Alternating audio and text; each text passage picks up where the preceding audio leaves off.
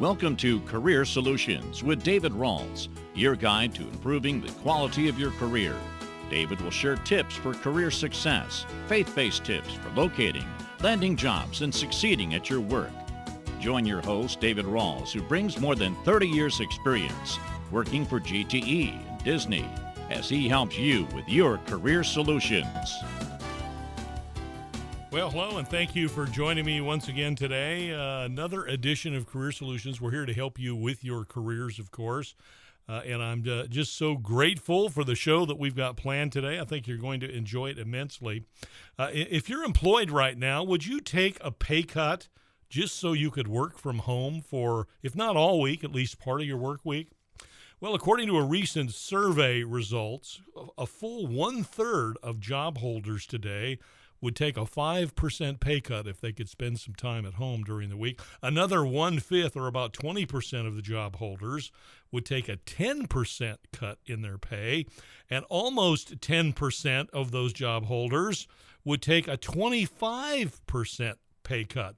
If you kind of accumulate that all up, the vast majority of workers today in America, according to this survey, almost 2/3 of employed Americans would take a pay cut to work some time from home. And, of course, they give various reasons, but the three most prominent reasons that people would take a little bit less money in their income if they could work from home, one, of course, would be to avoid that both the time and the hassle of the commute. And I remember many of those years in my corporate work when I was driving 30 to 50 miles in traffic, sometimes an hour and a half. Takes its toll on you day after month after year. Another reason was the flexibility that might be achieved in your work-life balance objectives if you could be at home through some of the work week. And then the third, of course, was the financial savings. This is no surprise. You would save money, of course, in gas if you're a commuter, laundry expense, meal expense, having to buy new clothes, new shoes, and all the like. So clearly some decent thinking going on there for people that would be willing to take anywhere from 5 to 25% pay cut. Just so that they could spend some time at home. Well, it's not exactly what we're going to talk about today, but it sort of leads into today's discussion. Today we're going to be discussing negotiations strategies. Strategies which may help whether you're negotiating a job offer, or maybe you're being considered for a promotion, or maybe, as I had to do a couple of times, being considered for a change in job, a lateral move, or a promotion where you're being asked to relocate your family from one part of the country to another. You never know how some people are going to respond to these kinds of requests. But clearly, there's lots to consider, lots to think about. And job offer negotiations is one of the things we want to make sure we talk about. And I've got a wonderful guest to talk about that with us today. I think that negotiations might be perhaps informally defined as exploring and discussing alternatives. We'll see what our guest has to say in a second. My guest today is a wonderful gentleman by the name of Stuart Diamond. Mr. Diamond is an internationally recognized negotiations expert. He's an award-winning professor at the Wharton Business School in Philadelphia, where he teaches his famed negotiations course. Prior, he was the executive director at the Harvard Negotiation Project at Harvard Law School, where he also received his Juris Doctorate degree. His credits are too numerous to mention. I just assure you that he's just got all kinds of credentials, except I do want to add two more. One, he won a Pulitzer Prize as a reporter for the New York Times. No small deal there. And he is the author of a brand new book entitled Getting More. It's all about negotiations. I'm going to welcome my guest today, Stuart Diamond. Stuart, so glad you could join me. Thank you. Glad to join you, David. How would you define or characterize this notion that we call negotiations? A negotiation is trying to meet your goals in dealing with others, whatever those goals happen to be.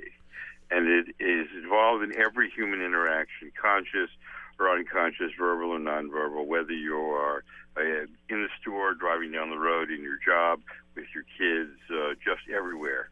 And that's how I define negotiations: the basic process by which people deal with each other, and most everybody does it wrong.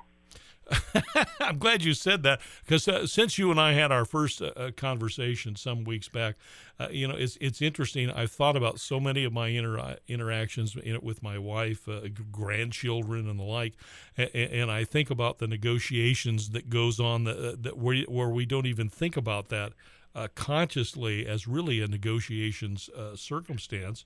But you're right. We bump into those every day, multiple times. That's right. And most people don't even think, A, that it's a process, and B, that there's a structure to it. And you can do it right and you can do it wrong. Doing it wrong is what Congress do with the debt crisis, or the way most people deal with their kids. Doing it right is when people collaborate, and they tend to get more when they do that. Yeah. Now, in your book, Stuart, you talk about the 12 invisible strategies. I'd like to specifically talk about some of those, if we may. What makes them invisible? It's invisible because people can't see it unless they already know it. Okay, they don't think about it. They don't think it's possible that they should work that way. And so most of them are based on psychology, and they're counterintuitive. And the most important of which is that you're the least important person in the negotiation. That negotiation is more than half about the people and less than 10% about the facts or the evidence. That I have found in teaching, advising, and studying 30,000 people in 45 countries over 20 years, from country presidents to secretaries, that it's not about power and logic, but it's about people and emotions and perception. And that finding the perceptions and emotions of the other party and valuing them gets 4 times as much value as traditionally using power and logic. In addition to giving you a starting point, it also gets other people to do what you want more often. Yeah. Now, when you talk about these 12 invisible strategies, of course, the very first one you mentioned is it's all about them. Just speak a little bit more to that, because I think so many of us think it's all about us. When we're out there negotiating a new job, we're trying to figure out what we can get. Now, I know that goals are important. We'll talk about that in a second. But how do we get messed up by getting ourselves in the way? Let's think about this in a job context. Yeah. And let me give you a little anecdote. I had a student named Mehul Trivedi who was rejected 18 times by companies in trying to get a job. And I told him to what he needed to do is go back to the same 18 companies, and we were going to get him jobs from the same companies that rejected him. I said, what I want you to do is rewrite your resume 18 times, one for each individual person at each individual department, as if they were the only person in the world. Find out their exact needs, the exact needs of the department, talk to HR, talk to people who used to work there, ask questions, and think about their needs. Here's how I can meet your needs. You write the one-size-fits-all. Everybody knows you've just sent out a blanket resume, and they won't hire you. He got so many job offers, he gave up. He just took one. He was about to get all 18. He got 12 in a row, and then he said, okay, I give up. Because he tapped into the pictures in the heads of the other side. That's the most important thing to do. You want to figure out the pictures in their head. What are the dreams? What are their fears? What are they worried about?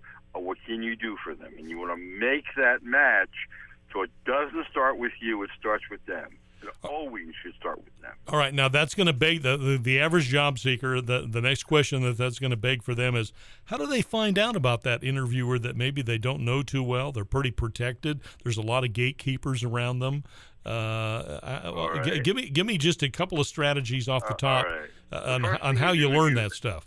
You do internet research. You ask who's interviewing you. Okay. You ask people that you might know who used to work at the company. Right. You ask people who worked at the company. You ask HR in the company, and then you just observe. I had a student who went for a final interview at an investment bank, and they changed interviewers on him, so he knew nothing about the guy. And he looked around the guy's office and saw it looked like a picture of this guy and his kids in front of a sailboat. And so he asked him if it was him and it was kids, and it was. You like sailing?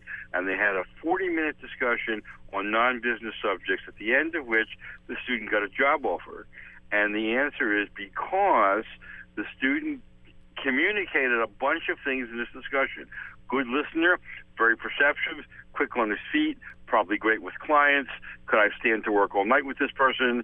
And so there's a lot of softer information that people want to know about cultural fit and about how you would do working here that is very, very competitive to getting a job. Employers don't want to work with people with a bad attitude. And these days, they're looking for people with decent attitudes. Yeah. Well, this wonderful answer that you've just given lets me know, Stuart, and I want to thank you right up front. I can tell by reading, by hearing your answer, you have read my book, and I want to thank you for that very much. All right. You mentioned one of the invisible strategies that you mentioned also seems extremely vital. I guess they're all 12 important, but this one struck me particularly. Goals are paramount. Talk about that one, if you would. That's exactly right. Most people don't meet the goals they have because they get emotional. So the question you want to ask yourself is, are my actions meeting my goals? So if you get mad at somebody in the store, or you get mad at your kids, or you get mad at a coworker, and you start screaming at them, then they're not going to do what you want, no matter how loud you scream. The right answer to the question, when the statement somebody says to you, "I hate you," is "tell me more." When you threaten somebody, they don't want to do what you want, and so maybe the car representative or the person you're working with is not really mad at you when they snap at you. Maybe they're mad at the last person they talked to, and if you find that out, they'll be grateful that you were sensitive about that. And so first I want to find out, because otherwise I want to get emotional, I'm not going to think clearly, I'm not going to meet my goals. Look at the Congress in the debt crisis. They got emotional, they demonized each other, they didn't meet their goals. Yeah, there you go. And so I'm looking for that. I'm looking for the notion of can I be calm enough to meet my goals? If I can't, I'm the wrong negotiator, or I need to take a break. Getting involved in conversations on who's right and who's wrong, it doesn't matter. What matters is, will I meet my goals? So if you're in a job interview and you say something and somebody says you're wrong and you want to sit there and argue with the person interviewing you, that's not the way to get the job. There you go. By the way, if you've just joined me, I'm speaking with my guest, Stuart Diamond, who's got a recently published book. It's called Getting More, all about the 12 invisible strategies of negotiations. Stuart, you also mentioned that incremental is best, and I read your book, and it from beginning to end, you never stop talking about the need for incremental. Right. So we got to make sure we discuss this one. Right. It's the hardest thing for adults to learn when I teach them. And I want to start by giving you a really good baseball analogy. If you're a .280 hitter in baseball and you get one extra hit every 9 games, one extra hit every 36 at-bats, you become a .310 hitter in baseball, which is worth 2 things to you: 1, a place in the Hall of Fame, and 2, $10 million more a year in compensation. And so if they won't give you the job, can you do it on a trial basis? If they won't give you a raise, can you have a smaller raise until you prove yourself? If your kid won't clean his whole room, will he or she clean a quarter of the room? If we had started with one healthcare clinic in a community 30 years ago and scaled it up like the technology industry knows how to do, then we'd have a healthcare plan today already accepted. So the notion is to start small. In a risky world, people don't like to take big steps. And so if they're saying no, you want to say, how can we do a test? How can we do something more modest, smaller, more limited, get some confidence with each other, and then try to scale up from there? And that goes for any new project, any new raise, any new job. Now, I always call this kind of the fallback position. If you're looking for the whole, you can't get the whole, and you're willing to ask for half or a third. I've inappropriately called it the fallback position. But it seems to me, in my experience, and you've much more experience of this, so comment on this statement I'm about to make. It seems to me that most people are reasonable, and if you have to back up to a fallback position, an incremental position, many people are willing to listen. That's exactly right, and also it seems less risky for them. Yes. And so what I want to go back far enough until you can't say no. Could I have a $10,000 raise? Could I have a $5,000 raise? Could I have a $10 raise? Am I worth $10 more next year? I want to find, and then I want to say, what would it take for me to add enough value to get a larger raise in the future? And so I want to start small. Most people ask for raises for what they did in the past.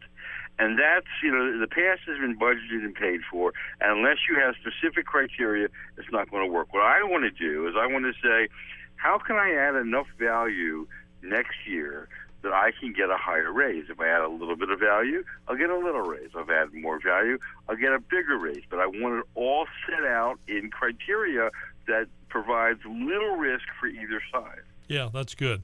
All right, one more factor you talk about, which, again, seems extremely important. You say be transparent and constructive, not manipulative. Yeah, that's right. Most people try to manipulate other people, it seems, by withholding information, by getting people to do things they would otherwise never do. The principle of getting more is that bad ethics, come back and bite you. Life is a long game. There are reputational effects. If they say, do you have another offer, the right answer is not to lie. It's to say, I'm not comfortable answering that question. You don't have to. You're not on a witness stand. People do not expect you to tell them everything, and people don't expect you to agree with them. They do expect you to be straight with them. Yeah, that's a great distinction. In fact, I think that George Bush won the election, and it's not a political statement, in 2004 against John Kerry. Because Bush said in his acceptance speech for the nomination, you might not agree with where I stand, but at least you know where I stand. Yep. And so that's what I mean by being transparent. We're not getting along here. How come? Tell me why you're not listening to what I'm saying. I'm feeling like you're screaming at me, like you're really mad at me. Can you tell me more about it? I'm not comfortable with this proposal. These are all things that give you credibility in the eyes of the other party. Yeah. All right. Let's move on to perhaps this should be said of almost any new skill, and clearly you're talking about developing a new skill when you talk about the fact that most human beings are not good negotiators with their kids, their bosses, their friends, or in many cases when they're arguing with themselves, they still lose. And it seems to me that preparation and practice are two very important P's in the process. So let's talk about, you mentioned prepare, make a list, and practice with it. Right. The more you put yourself in the situation before you get there, the better off you are. Before the meeting, they say this, I say this. They say that, I say that. In addition to that, you want to test it out, starting with things that are small. I make my students go into stores and ask for discounts. And what they say is not, give me a discount. They say, do you ever give discounts? If so, under what circumstances? They give the other person a face-saving ability and an ability to sort of have an alliance with them, and they get massive amounts of discounts. And so I want to be practicing on things that don't matter, and I want to put myself in the situation before I get there. What are they likely to ask me? What are the pictures in their heads? It's not as useful to threaten to go somewhere else unless they give you a raise than to say, I'd like to add value. This is an opportunity I'd like to stay at. How can I add enough value that I can build a career here? That's much, much more positive than saying, if I don't get a raise, I'm going somewhere else. People hate threats. Yeah. And so you want to say, well, how would I feel if they said that to me in the negotiation? I'm going to go back to the previous one you were talking about a second, because something just occurred to me. When I was flying a lot, I mean, I'm a 2 million miler on American Airlines, and when I was flying a lot, I mean, multiple flights a day and a week and that kind of thing. If I wanted to get a free upgrade, I didn't know how to negotiate it too well. But one thing that I did do, and as long as I was not trying to manipulate, because I think people can see through your manipulation, but when I was just genuinely nice to people, treated them nice, greeted them with a smile, walked up to the ticket counter and said, I know you guys have probably been beat up all day. I just so grateful that you're here and get me on a plane to go home. Well, I can't tell you how many times I got an upgrade without even asking. Right. Well, let's talk about negotiation as a part-time job that's fun. I had a former student came up from Houston to Philadelphia in a snowstorm last winter. Plane was 4 hours late. While the rest of the passengers were stalling at the flight crew, this former student went up to the flight crew, apologized for everybody else's behavior, and said it must be a real drag for you to have to work an extra 4 hours on a day like today. And when he got off the plane, they gave him $600. The only person on the plane to get a free ticket was he made a human connection. When you make a human connection, people are 6 times more likely to give you what you want, 90% versus 16%. And so if you make human connections, you're not manipulating people. If you get a discount in the store because they like you, and they go home and tell their family, one person treated me nice today, and I gave him a discount, I feel better about working at this store. Really, who benefited most? It's not clear. And so you give people psychic payments, and they pay you back. Yeah, that's right. Well, again, if you've just joined me, I'm with Stuart Diamond, my guest today, author of the book. Really, I think one of the best books that I have read in an extremely, extremely long time. Getting More. It helps you in all of your different kinds of negotiations, including those of you that have work negotiations going on. My final question for you, Stuart, as we're running out of time here, if you could just sort of sum up or advise for job seekers now, what should they do to prepare for the job offers that they're going to get to execute some good negotiations? Okay, the first thing they need to do is to figure out what they can do for the company.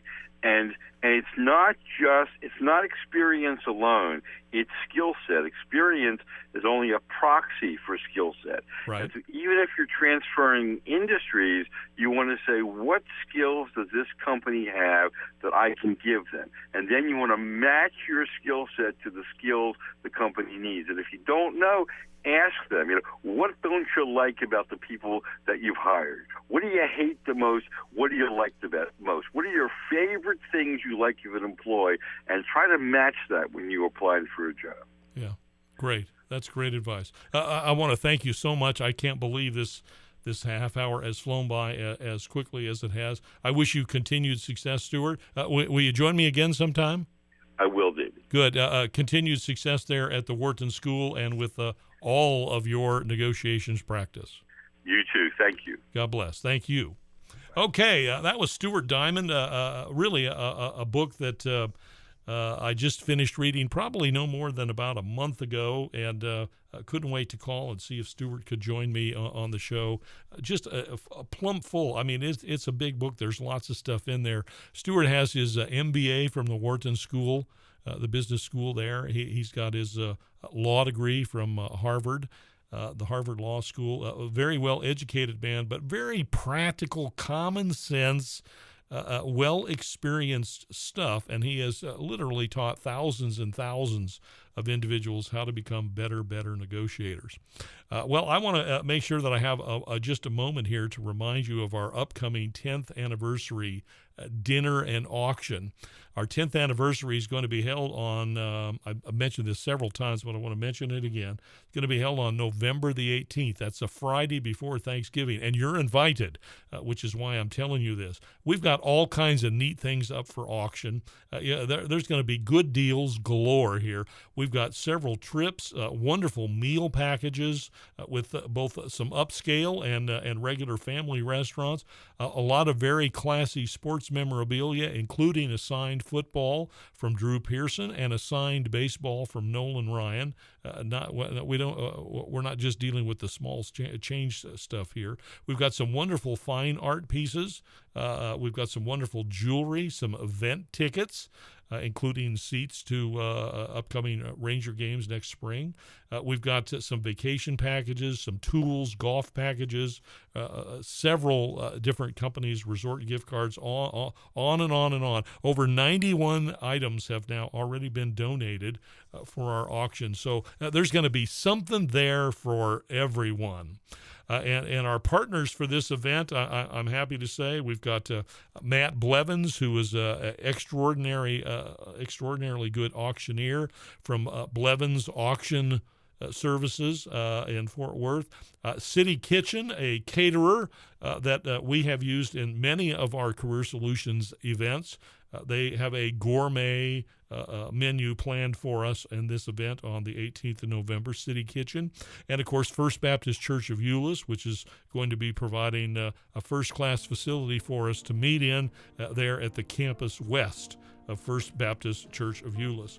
Our sponsors include Disneyland and Office Depot and Home Depot and the Texas Star Golf Club, Legend Custom Homes, Walmart, ABBA Staffing, Center for Aesthetic Surgery, Infinite Art, Three Dog Bakery, True Travel, Armall Jewelers, Barbara Garden School, KDKR, 91.3, My Station for Growth, and just some wonderful sponsors to help us with this event. I just love you so much. Thank you so much for joining me. Our scripture today is Galatians 6:10. Therefore, as we have opportunity, let us do good to all people, especially those who belong to the family of believers. God bless. Remember, I'm here to help you achieve your career dreams.